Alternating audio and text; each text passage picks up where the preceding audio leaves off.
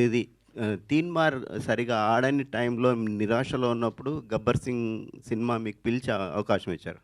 So అప్పుడు ఏంటి మీ feeling? బల్లెడిగా అబ్బా. మీ పేరన్నా? రాజాబాబు. రాజాబాబు గారు, రాజా లాంటి క్వశ్చన్ వేసావు. అది మంచోడమ్మా, రాజా లాంటి క్వశ్చన్ వేసాడు.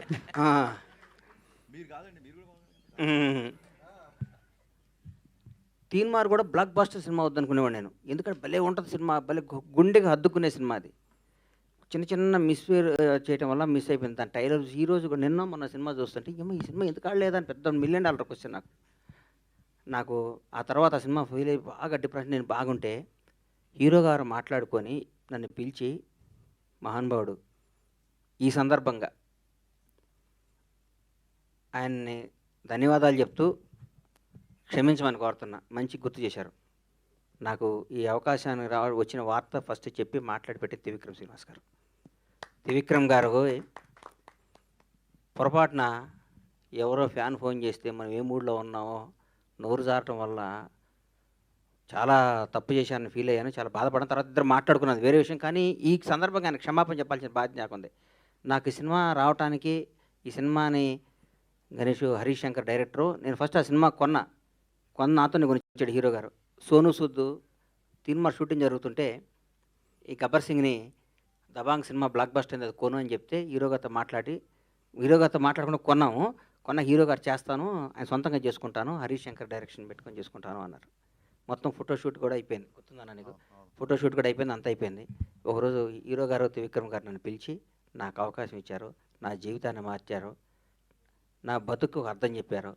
ఈ సందర్భంగా తీన్మార్ను కూడా దాన్ని అద్భుతంగా చేసి మళ్ళీ రిలీజ్ చేస్తా సార్. దాన్ని ఎందుకంటే ఇంతకుముందు పవన్ కళ్యాణ్ గారిది ఒకసారి ఫ్లాప్ సినిమా మళ్ళీ రిలీజ్ చేసి సూపర్ హిట్ చూపించాలని నా కోరిక, అది చూపిస్తాను మీకు. అన్న ఇంకో క్వశ్చన్, మీరు ఇప్పుడు అధికారంలో ఉన్న తెలుగు రాష్ట్రాల్లో 2 పార్టీలకు అండగా నిలిచి గవర్నమెంట్ వచ్చేలాగా. నేను ఆంధ్రాకి ఏం అండగా నిలవలేదు సార్. అయితే నేనేం అండగా, ఇక్కడ నేను అభిమాని అంతే. ఎక్కడ కాంగ్రెస్ అభిమాని, అక్కడ పవర్ స్టార్ అభిమాని అంతే.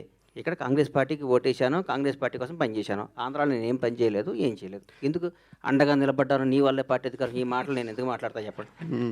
కానీ అంటే నా క్వశ్చన్ ఏంటంటే, మీకు రేవంత్ రెడ్డి గారు ఏదో కీలక పదవి అప్పగించి, నాకే పదవులు వద్దు నాయన, నీకు దండం పెట్టిన సినిమా తీయాలి, ఎమ్మెల్సీ వద్దు. నాకు సినిమా తీసే ఉన్న కిక్కు, దీంట్లో ఉన్న మజా, దీంట్లో ఉన్న ఆనందం, దీని సినిమా బ్లాక్ బస్టర్ కొట్టి నా భార్య పిల్లలతో అట్లా పడుకుంటే వచ్చే తృప్తి నాకు ఏ ముఖ్యమంత్రి పదవి వచ్చినా రాదు. నాకు ఎమ్మెల్సీ రాజ్యసభ ఇస్తున్నారట కదా, ఏం నాకు వద్దు అని చెప్తున్నా మీకు, మీ ద్వారా చెప్తున్నా. నాకు ఏ పదవి, అదే మీ ద్వారానే చెప్తున్నా, నాకు ఏ పదవి వద్దు. నేను సినిమా బ్లాక్ బస్టర్ సినిమా తీయాలని విష్ చేయండి, నాకు నన్ను ఆస్వాదించండి. బండ్ల గణేష్ గారు ఇక్కడ అన్న అంటే యాక్చువల్గా 7 సంవత్సరాలు తర్వాత తప్పిపోయిన పిల్లవాళ్ళగా అని చెప్పేసి అంటున్నారు. మరి ఎందుకు తప్పిపోవాల్సిన అవసరం ఎందుకు వచ్చింది? ఇప్పుడేమో మీ ఆత్రత చూస్తుంటే అర్థం ఉంది. ఇప్పుడే సినిమా అనౌన్స్ చేసేలాగా ఉన్నారు మీ ఇది చూస్తుంటే కనుక.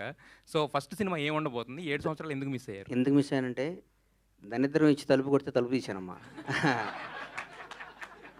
అందరూ రోజు లక్ష్యం వస్తుంది కదా, ఇవాళ లక్ష్యం అనుకున్నాను. అర్లీ మార్నింగ్ తలుపు తీస్తే దరిద్రం వచ్చింది. రాజకీయం ఇది ఎత్తే నువ్వు ఇది అది అనుకున్నా. దూరపు కొండలు ఉన్నగుంటాయి కదా, దగ్గరికి వెళ్తే తెలుస్తుంది నాకు గతుకులన్నీ. రాజకీయాల్లో ఒకటి గుర్తుపెట్టుకోమ్మా, సినిమా ఇండస్ట్రీలో అందరినీ మొక్కుకుంటూ మన టాలెంట్ని చూపించుకుంటూ పైకి రావాలి బాబు, ఇది మొక్కుంటూ. రాజకీయాల్లో అందరం తొక్కుంటూ రావాలి. తొక్కుంటూ వచ్చే వరం మన దగ్గర అర్థం కావట్లేదు. మనం మొక్కుతూనే సినిమాలు తీస్తూ చిరస్థాయిగా నిలిచిపోతామని నా కోరిక. మీ బ్యానర్లో ఫస్ట్ సినిమా ఏది ఉండబోతుంది ఇప్పుడు? రీఎంట్రీలో ఒక రకంగా రిలీజ్ లాగా రీఎంట్రీ మీది. ఇప్పుడు ఒక 7 సంవత్సరాల గ్యాప్ తర్వాత ఫస్ట్ సినిమా ఏది ఉండబోతుంది? ఒక్క 20 daysలో 1 monthలో అనౌన్స్ చేస్తాను. ఎందుకంటే ఒకసారి నోటుగుండ వచ్చి నాకు వెనక్కి వెళ్ళకూడదు, పని తప్పైపోతాం. అది ఒక నోటుగుండ బయటకు వచ్చిందంటే దానికి కట్టుబడి ఉండాలి. కాబట్టి బ్లాక్ బస్టర్ సినిమాలు తీస్తా, వరుస పెట్టి సినిమాలు తీస్తా. సినిమానే జీవితం. Wish you all the best అండి. సత్యనారాయణ గారు నాకు